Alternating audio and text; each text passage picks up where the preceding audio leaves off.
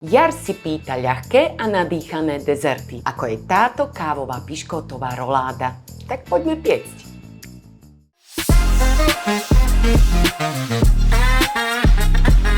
Smotanu vlejte do hrnca, pridajte cukor a zohrejte pod bod varu.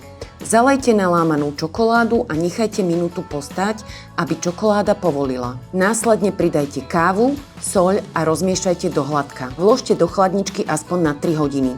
V mise zmiešajte olej s mliekom, pridajte preosiatú múku, kávu, vanilku a vymiešajte do hladka.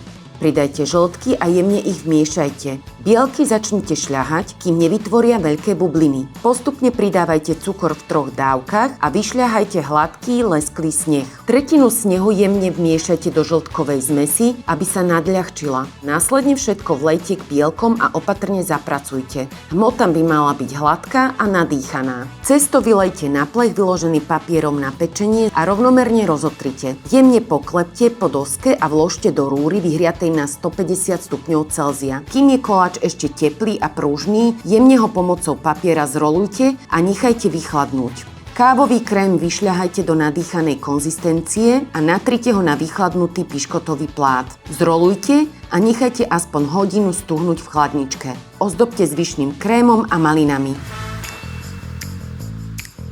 Sladké jarné dni vám želá popradská káva a redakcia Dobrého jedla.